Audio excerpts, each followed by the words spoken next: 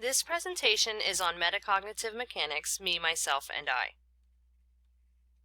In this presentation, we are going to discuss why I struggle with this rule, the correct usage of me, myself, and I, resources you can refer to in the future, and a few tips and tricks to help you remember the rules.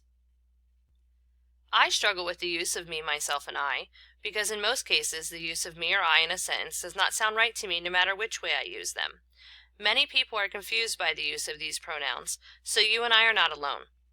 You may also struggle if English is not your primary language because the rules can be difficult. By the end of this presentation, I hope you'll feel more confident and no longer have to avoid using sentences with these pronouns when you struggle. Now we are going to discuss how to use the pronouns me, myself, and I correctly. We need to keep in mind that me is an objective pronoun, myself is a reflexive pronoun, and I is a subjective pronoun. If you're lost already, don't worry. I will explain some simple rules so you'll have a better understanding of what objective, reflexive, and subjective mean. Let's take a look at the subject pronoun I and the objective pronoun me, since these are most often confused in sentences. To evaluate whether these are being used properly, we need to look at the position of the pronoun in relation to the main verb being used in the sentence. The subjective pronoun I should come before the main verb. The objective pronoun me should come after the main verb. Let's put our thinking caps on and review some sentence examples. In the examples shown, we must break down the sentence to determine who is doing the action: you, someone else, or the writer. If you are the person doing the action, then the pronoun is subjective and I should be used. If someone else is doing the action, then the pronoun is objective and me should be used. And lastly, if the writer is doing the action, then the pronoun is reflexive and myself should be used, but we'll cover more about that in a moment.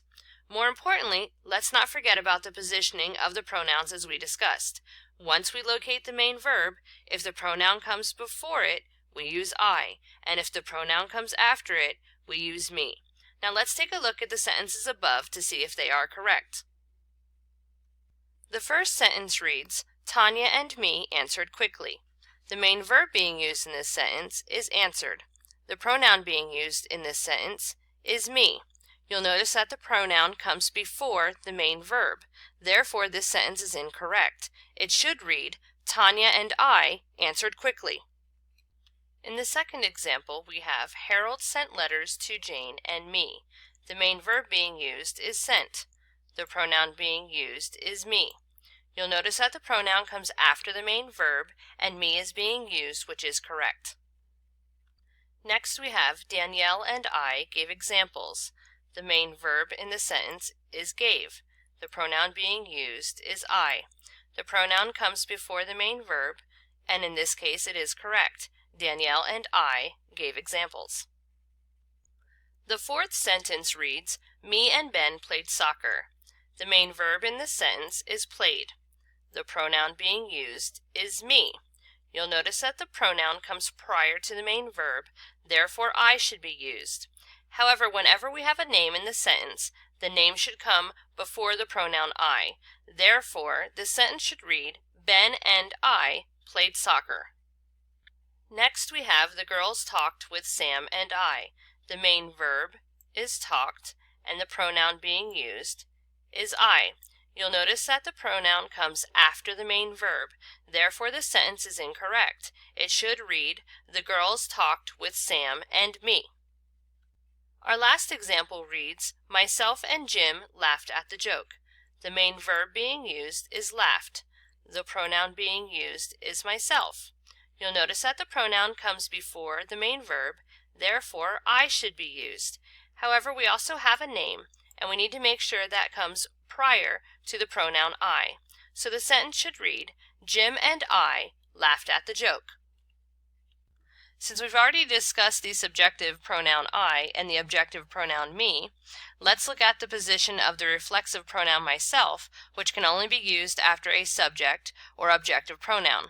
Note that we are no longer looking at the main verb in this case, but rather the subject or object being used in the sentence. So the position of the reflexive pronoun myself will come after the subject or the object being used in the sentence.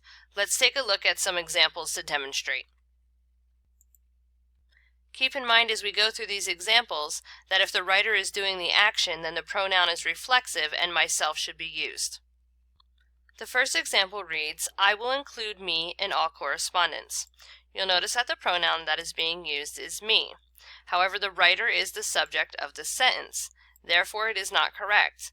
The sentence should read, I will include myself in all correspondence. You'll notice the next example is similar to the first. I assign John and me to the task. Me is the pronoun being used.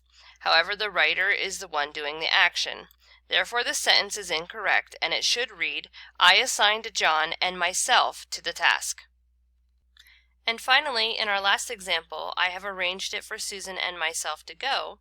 Myself is the pronoun, and the writer is the subject or the one doing the action, so this sentence is correct. Now I would like to leave you with some resources and simple tips and tricks that you can use in the future. The first resource I would like to share with you is from the Writing Center at Royal Roads University. If you follow the link that I've provided, you will be taken to the Writing Center at Royal Roads University. Here you will find writing tips of when to use I, me, and myself, as well as some additional examples. An additional resource for you to use is the Writing Style Guide from Western Michigan University. The Writing Style Guide will offer you additional examples on the proper use of me, myself, and I. Both of these resources will sum up the information that we've already discussed throughout this presentation. And finally, if you're still struggling with the rules of me, myself, and I, you can use these two simple tips and tricks to try to help you. The first tip I have for you is to remove the other subject from the sentence. Think about what fits best. In the example, Tanya and me answered quickly, we can remove the other subject or person from the sentence and decide which pronoun sounds best. So in this case, if we remove the words Tanya and we say to ourselves, me answered quickly, it doesn't sound right. However, if we replace me with the pronoun I and say I answered quickly, this sounds like it would be the better use. The sentence would then read, Tanya and I answered quickly, which is correct. And the last tip is to remember that if the writer is the subject, you're going to use the pronoun myself. So in the example, I assigned John and myself to the task, the writer is the one doing the action, they're writing about themselves, so you would use the pronoun myself. Thank you for viewing this presentation on metacognitive mechanics. I hope you feel more confident now in using the pronouns me, myself, and I, both in your speech and writing. Cheers!